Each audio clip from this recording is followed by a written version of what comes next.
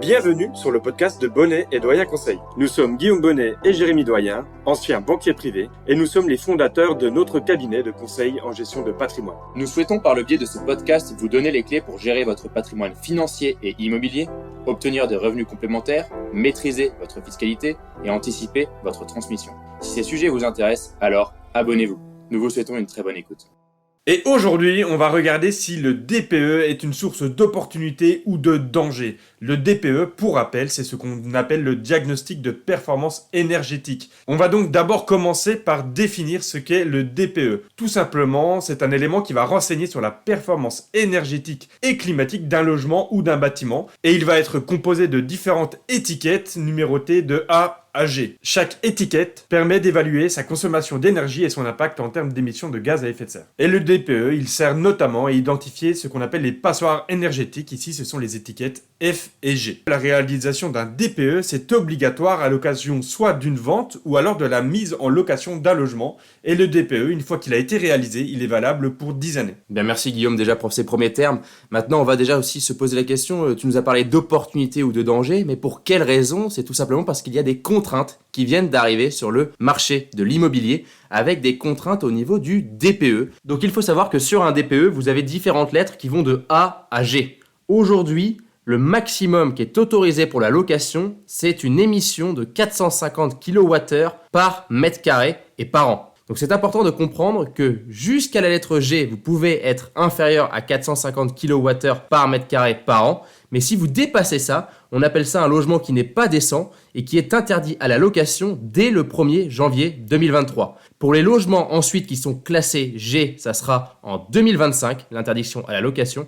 Pour les logements classés F, ça sera en 2028. Et enfin, pour les logements classés E, ça sera en 2034. Il y a une chose importante à comprendre, c'est que cette mesure ne s'applique qu'aux nouveaux contrats de location. Donc les locataires en place ne sont pas concernés. Une question supplémentaire à laquelle on va essayer de répondre, c'est faut-il vendre ou conserver son bien immobilier si on est concerné par une lettre E, F ou G? Donc on va essayer de regarder ça pour les propriétaires qui sont directement concernés, mais on va aussi regarder ça pour les futurs investisseurs qui souhaiteraient acheter et qui pourraient profiter d'une opportunité pour investir sur des logements classés E, F ou G. Allez, et on va commencer par évoquer le cas des propriétaires. On va donc commencer par s'intéresser aux problématiques soulevées par ce DPE et par ce calendrier d'interdiction de location. Et comme tu l'as dit, Jérémy, à partir de 2025, tous les propriétaires de logements classés G auront l'interdiction de louer ces logements. Et c'est la même chose pour les propriétaires de logements classés F à partir de 2028. Et oui Guillaume, donc on arrive quand même dans des choses qui sont à échéance courte. C'est ce qu'on appelle court terme quand on est à 2 ans ou 5 ans de l'échéance pour pouvoir louer. Guillaume, déjà une petite question.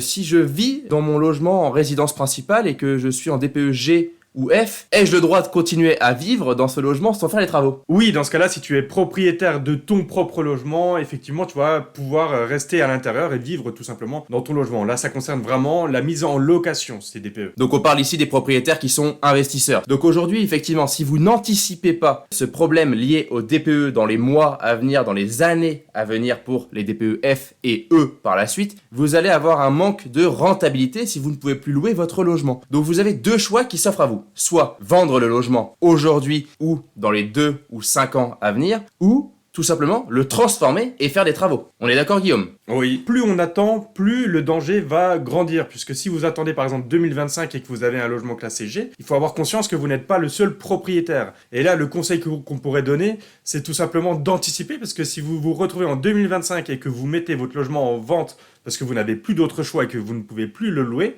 non seulement vous n'allez pas toucher de loyer, mais en plus il y aura énormément d'appartements ou de logements qui seront mis en vente en même temps que le vôtre. Et ça va avoir un effet, c'est peut-être faire baisser les prix des logements. Et oui Guillaume, et donc du coup il est important aussi de rappeler que si vous ne pouvez plus louer votre logement, vous allez avoir cette perte de rentabilité et votre logement risque de devenir un gouffre financier de votre côté. Parce que les charges de copropriété ne s'arrêteront pas, mais vous n'aurez plus de loyer en face, on le rappelle. Donc vraiment la clé pour ceux qui sont effectivement concernés par les DPE G et F, c'est aujourd'hui d'anticiper. Et justement, on va parler des opportunités pour les propriétaires, car si on anticipe, je pense que le DPE peut être vu comme une opportunité aujourd'hui. Exactement, Jérémy, là-dessus, je pense que tu as raison également. Un propriétaire qui anticiperait et qui penserait déjà à faire des travaux, il va pouvoir avoir deux plus-values à ces travaux. Le premier point, c'est déjà que la valorisation de son bien, elle va être supérieure, puisque tout simplement, il aura fait les travaux nécessaires, et ça va faire évoluer la valeur de son bien de manière positive. Ensuite, il va pouvoir continuer à louer, puisqu'il aura fait les travaux nécessaires, et il pourra même augmenter son loyer. Sans oublier que le fait de faire des travaux va améliorer la qualité de vie du locataire, qui aura un coût énergétique annuel beaucoup plus faible, tout simplement parce que l'hébergement sera moins énergivore. Ça va avoir un effet, c'est tout simplement réduire le turnover pour l'investisseur immobilier. Et oui Guillaume, car effectivement, le turnover est souvent dû au fait que le locataire ne se plaît pas dans le logement. Et là, s'il y a un bon DPE, alors cela devrait améliorer la qualité de vie du locataire.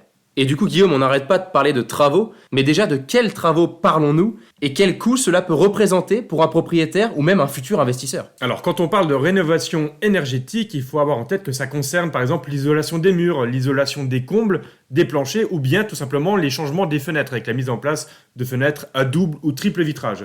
Pour te donner une idée des coûts, actuellement on estime le coût de ces travaux entre 300 et 700 euros du mètre carré. Si on prend une moyenne à 500 euros du mètre carré, on précise, à 500 euros du mètre carré pour un logement de 30 mètres carrés, on aurait un coût des travaux de 15 000 euros. Et ça Guillaume, ça nous permettrait de passer sur une classe D ou C, c'est ça? Exactement, ça c'est quand on a un logement qui est actuellement classé G ou F, donc les notes les plus basses, et qu'on souhaite le passer vers une notation à D ou C. Allez, maintenant qu'on a évoqué les opportunités et les dangers pour les propriétaires, on va parler de la deuxième catégorie de personnes qui peuvent être intéressées par ce changement au niveau des DPE. C'est tout simplement les investisseurs qui, eux aussi, vont avoir des opportunités sur le marché de l'immobilier, mais devront également faire attention aux problématiques qui seront soulevées par leur investissement. Et donc Guillaume, aujourd'hui pour les investisseurs, est-ce qu'il va y avoir des opportunités à prendre en compte du fait du marché immobilier dans lequel on est actuellement? Oui, tout à fait. Et là, il y a deux choses qui vont influencer cette opportunité, qui vont permettre aux investisseurs d'avoir un pouvoir de négociation plus important. La première chose, c'est qu'aujourd'hui, il y a de nombreux propriétaires qui sont propriétaires de logements classés G ou F. Ça veut dire quoi? Ça veut dire que tous ces propriétaires, ils ne vont pas tous choisir de faire des travaux. Ils n'ont soit pas forcément le budget, soit tout simplement pas l'envie de le faire,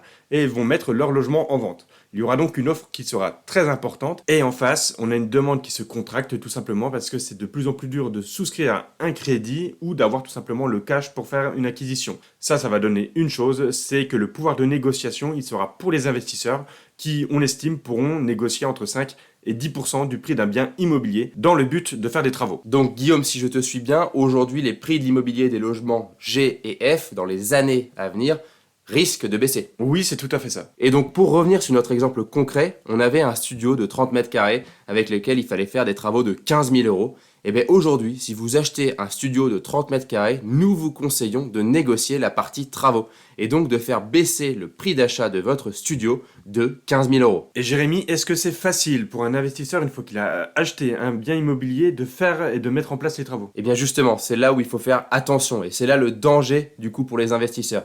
Il faut faire déjà attention au prix des matières premières qui ont explosé ces dernières années dû à l'inflation et dû au Covid précédemment. Et puis il y a un deuxième point à prendre en compte, c'est la copropriété. Des fois, il est très compliqué de mettre en place des travaux qui impliquent la copropriété, comme par exemple la façade ou les travaux dans les communs. Donc oui Guillaume, je pense qu'il est conseillé d'aller acheter un bien immobilier G ou F avec un ami qui s'y connaît bien dans les travaux ou un expert tout simplement. Et est-ce qu'on y retrouve également un avantage fiscal du coup à faire ces travaux? Tout à fait, qu'on soit propriétaire ou locataire, faire 15 000 euros de travaux pour revenir à notre exemple concret, c'est pouvoir déduire ces travaux de ses loyers. Et donc si vous avez par exemple des loyers de 10 000 euros sur une année, si vous avez 15 000 euros de travaux, vous avez donc 0 euros en base imposable parce que 10 000 moins 15 000 fait moins 5 000.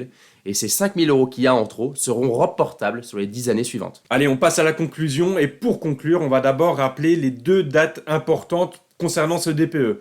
Pour les logements classés G, sachez qu'à partir de 2025, vous ne pourrez plus louer vos logements si vous êtes propriétaire. Pour les logements classés F, c'est à partir de 2028. Ensuite, on va vous rappeler les opportunités et les dangers. Pour les propriétaires, le principal danger, c'est de ne pas anticiper. Donc si vous avez un logement qui est classé G ou F, il faut anticiper et faire les travaux nécessaires. Ainsi, vous pourrez avoir moins de turnover dans vos logements et vous pourrez même voir la valorisation de votre bien augmenter ainsi que le loyer mensuel. Et pour les investisseurs, Guillaume, je pense que tu l'as bien rappelé, l'offre de logement va devenir supérieure à la demande dans les années à venir les conditions de taux et d'emprunt sont compliquées actuellement, ce qui fait que les personnes qui souhaitent investir et qui ont la capacité à investir vont avoir des forces dans la négociation. On parle ici d'opportunités pour baisser les prix. Bien sûr, il y a aussi l'opportunité au niveau de la fiscalité, car vous allez pouvoir déduire vos travaux de vos loyers et donc avoir moins de fiscalité à payer dans les années futures. Bien sûr, le danger, c'est important de le mettre en avant,